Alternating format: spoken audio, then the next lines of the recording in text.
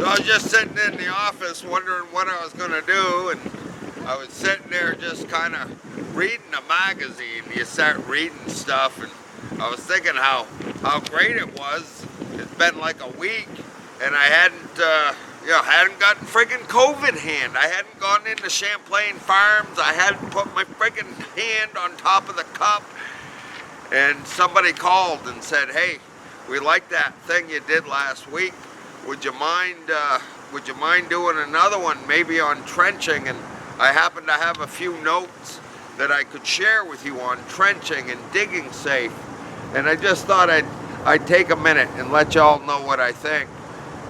Got to remember, if we're going to start digging in the ground, putting a hole, moving dirt, make sure and call dig safe. Always check over your head before you start. You don't want to come in contact with any power lines or any of that stuff. Just do it safely. Have a plan. You got to have a friggin' plan.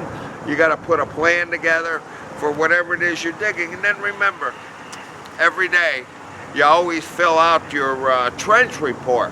We want to know what you're going to use for protective devices, how you're going to do this, what is the whole process.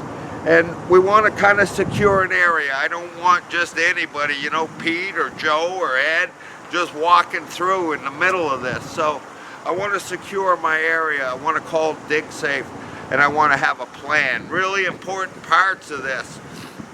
And then once we get going there, we always got to remember, try to clean up around, make sure there aren't things that are going to fall in the hole once we got it dug.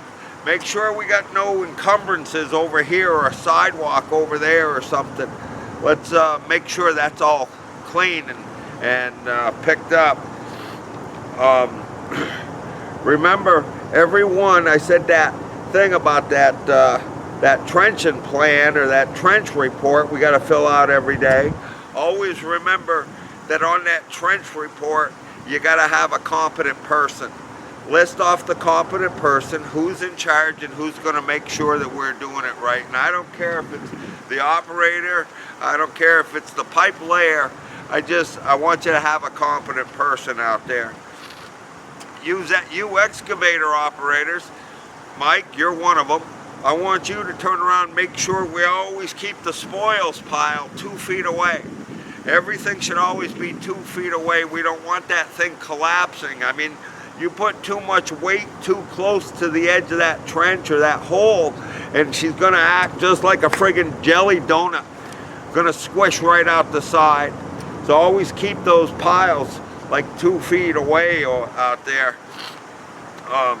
Don't work around the edge of that hole. Remember, it could be a little crusty and you could fall in. Keep equipment away, trucks away, everything else away, as far away from that excavation as we possibly can. If you're going to be sloping walls, and we can get into a bunch of math, but you all know I'm not a big math person. I don't really deal with math. But if we're going to slope that wall, let's just agree here. For every foot horizontally, we'll do a foot vertically.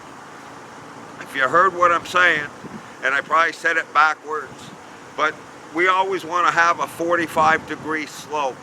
Try to maintain at least a 45-degree slope in the ground that we're digging here today. If you're doing benching, again, benching is 1-to-1, 1-to-1, and your benches can be no smaller, or can be no higher than 4 feet. Benches can be no higher than 4 feet.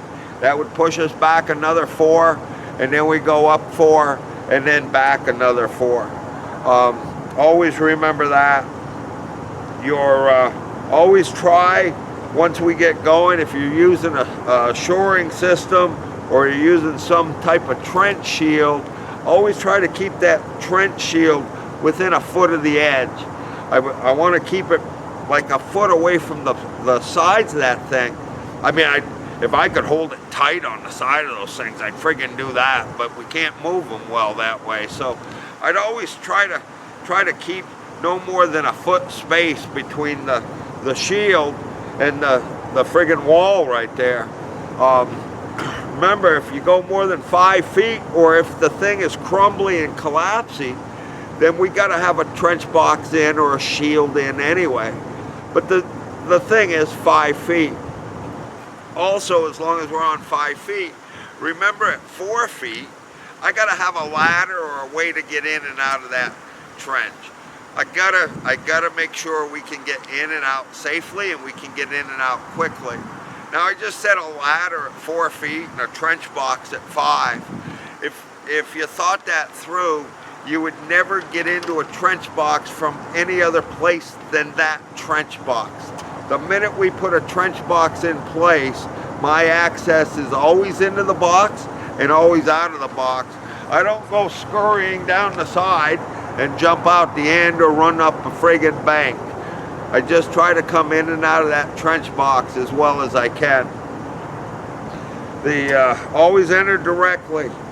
Make sure there's always a safe route of exit. If you have multiple boxes or whatnot, you want to have a ladder about every 25, 30 feet. Never be more than 20, 25 feet away from a ladder to get out of that thing in case something goes to hell. Also, you got to remember, this is Vermont soil. This is our soil, and we've probably turned it a few times. So every time you start to turn it again, you can't get a good solid wall in there, and you want to pay particular attention to those walls and whether they're cracking, raveling, whatever's happening. We got to pay good attention to that.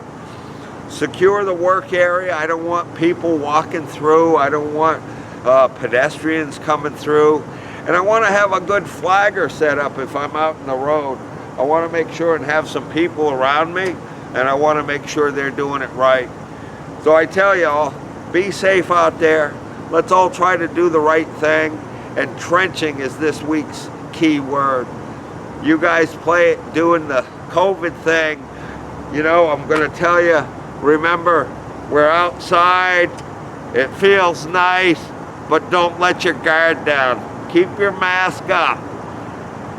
Frankly, I think one of the best things to do to protect yourself from COVID hand is keep those gloves on, keep your mask up, and keep everything safe. I hope you all have a good week. Hey, it's kind of funny. We got 4 or 5 responses on this whole let's do a toolbox thing, and I appreciate that. That's kind of nice. You guys know how to get a hold of me down here at the office. If you want, and you got something in particular, I know Ziders called in and they wanted us to do something on man lifts coming up.